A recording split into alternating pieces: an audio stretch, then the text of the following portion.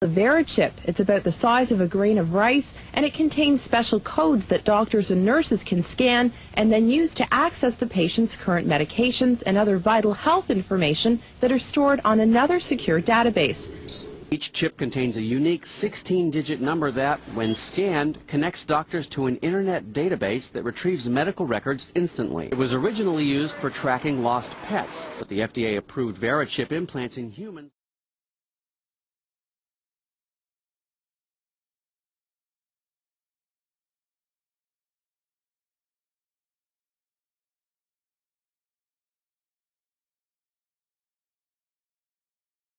You hear the sound of the background, people saying, "Big brother, too much information, a little scary." How do you respond to that? Well, you know, it's interesting. I used to get that question a lot 2 years ago.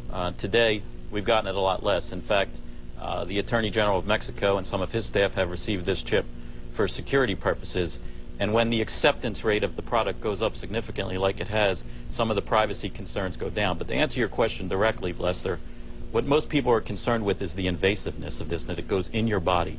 And as we know with pacemakers and other medical devices, that when people accept it for its applications and for its ability is when it'll work its way into society. It won't be tomorrow, it won't be next week, but 2, 3, 5 years from now, slowly but surely it'll work its way into the mainstream.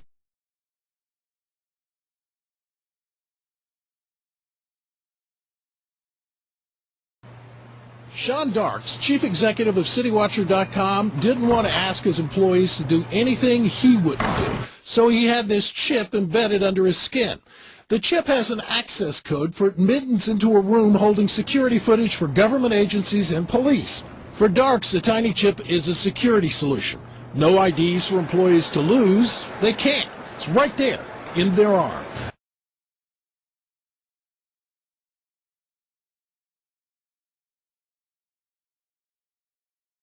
There are serious legal issues that are raised by this particular technology. Privacy advocates say they're concerned these chips could monitor or track people, medical records could be abused, and a person couldn't remove the chip if they wanted to.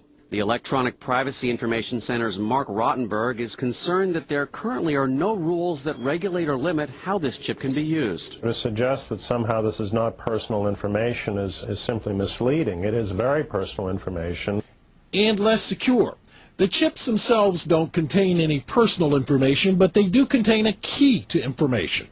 Unencrypted information that Jonathan Westhughes, a software developer in Canada, says he found relatively easy to copy, meaning he could become Sean Darks in the eyes of a machine if he wanted to.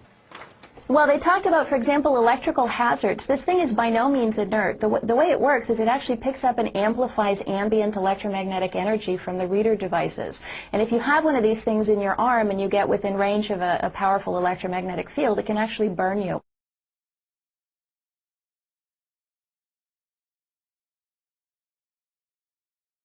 Well, actually, obviously, Secretary Thompson, it's an honor to have him on our board of directors.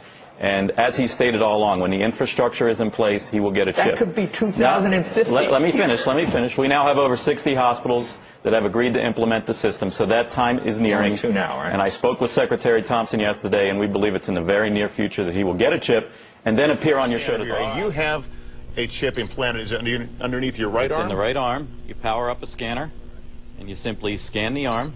And once you scan the arm, you'll see that the identification information. And on the laptop here you have it hooked up to, it says some number, but that doesn't. On the database about Scott Silverman, it'll have my driver's license information, it'll have medical information, it'll have financial information, and it'll have security information for ingress and egress into facilities. The critics would say, and I listened to it, and I'm trying to figure it out, but they use the "they" word. Is there a vast RFID conspiracy out there that is they would say this is a slippery slope.